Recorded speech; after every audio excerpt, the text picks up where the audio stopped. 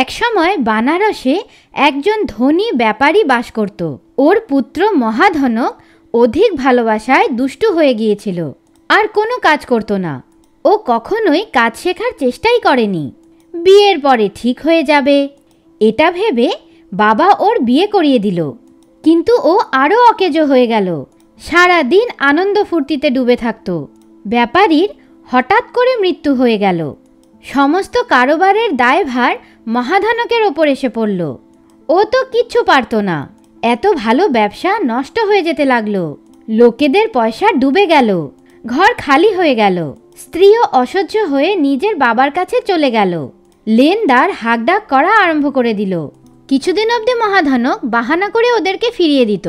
কিন্তু কতদিন? একদিন সব লেনদার ওকে ঘিরে ধরল। ও আরও কিছু সময় চেয়ে নিল।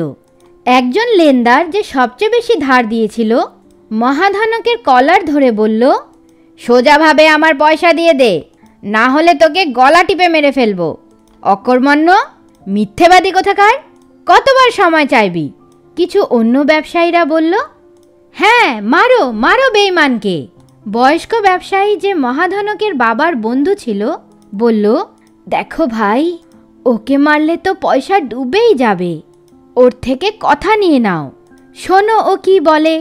মহাধনক লজ্জা তো পেয়েছিলই, ওর রাগও উঠছিল।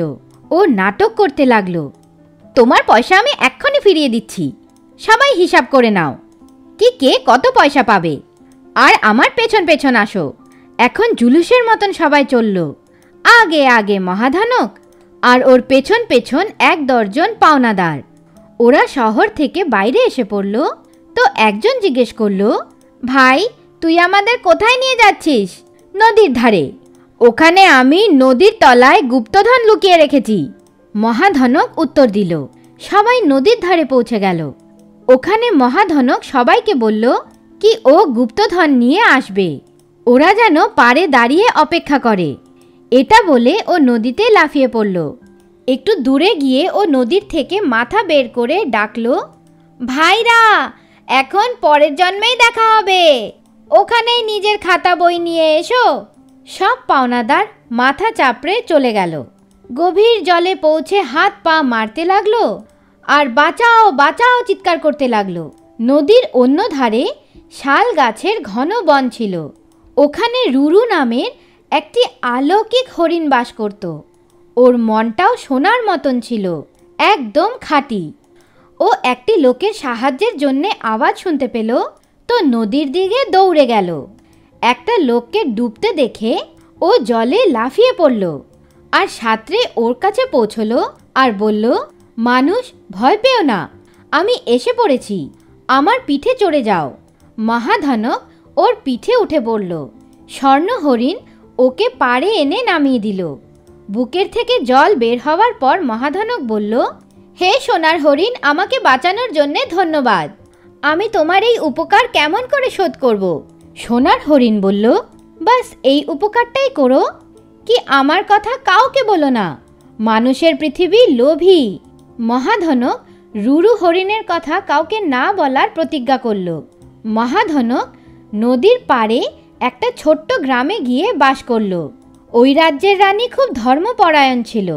একদিন রাতে ও স্বপ্ন দেখল একটি সোনার হরিণ ওকে ধর্মের উপদেশ দিচ্ছে। চোখ খুলতেই উনি রাজাকে জাগালেন আর বললেন, মহারাজ, এক্ষুনি আমি একটি বিচিত্র স্বপ্ন দেখলাম। একটি সোনার হরিণ আমাকে উপদেশ দিচ্ছিল। কি এরকম হরিণ বাস্তবে আছে? রাজা উত্তর দিলেন, রানী, আমি পূর্বপুরুষকে বলতে শুনেছি কি এরকম হরিণ হয়, কিন্তু কখনো দেখিনি, আর কখনো এরকম ব্যক্তি পাইও নি যে দেখেছে। রানী অনুরোধ করলেন, মহারাজ, যদি এরকম হরিণ সত্যি হয় তো খুঁজে আনেন না। আমি চাই এরকম অলৌকিক হরিণের থেকে উপদেশ শুনি। রাজা আশ্বস্ত করলেন, প্রিয়, আমি পুরো চেষ্টা করব। যদি এরকম কোনো হরিণ আছে তো আমার রানীকে উপদেশ দিতে ওকে নিশ্চয়ই আসতে হবে। বাস, রাজার আদেশের দেরিই ছিল কি পুরো রাজ্যে ঘোষণা করে দেওয়া হলো কি যদি কেউ সোনার হরিণের কথা কিছু বলতে পারে তো ও অনেক বড় পুরস্কার পাবে। মহাধনক যখন এই ঘোষণাটা শুনল, ওর লোভী মন নড়ে চড়ে উঠল। মহাধনক রাজার কাছে গিয়ে বলল, মহারাজ, আমি ওই সোনার হরিণকে জানি, আমি আপনাকে ওর ঠিকানা বলতে পারি। রাজা নিজে মহাধনকের সঙ্গে নদীর ধারে ওই শাল বনে গেল। সৈনিকরা পুরো বন ঘিরে ফেলল আর হাঁকডাক করতে লাগলো। সৈনিকের হো হাল্লা শুনে সোনার হরিণ বন থেকে বেরোলো আর রাজার কাছে এসে বলল, রাজা, আপনার সৈনিকদের হো হাল্লা বন্ধ করিয়ে দিন, এতে বনের শান্তি ভঙ্গ হচ্ছে। দ্বিতীয়, আমাকে এটা বলুন, কি আপনাকে আমার ঠিকানা কে দিয়েছে? মানুষের মতন কথা বলতে পারা হরিণকে দেখে রাজা আশ্চর্য হয়ে গেল। রাজা নিজের কাছে দাঁড়ানো মহাধনকের দিকে ইশারা করল, কি ঠিকানা ও বলেছে। তখন রাজাকে হরিণ সমস্ত ঘটনা বলল, কি কেমন করে মহাধনক বিশ্বাসঘাতকতা করেছে। রাজা ওখানেই মহাধনককে মারতে আরম্ভ করে দিল। তো হরিণ থামিয়ে দিল, আমি ওর হত্যার কারণ হতে চাই না, বাস চিনে নিন, কখনো ওর ওপরে বিশ্বাস করবেন না।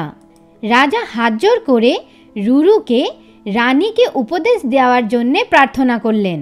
রুরু বলল, আমি যাব মহারাজ, কিন্তু একটা শর্তে, এখন থেকে তোমার রাজ্যে কোনো পশুর হত্যা হবে না।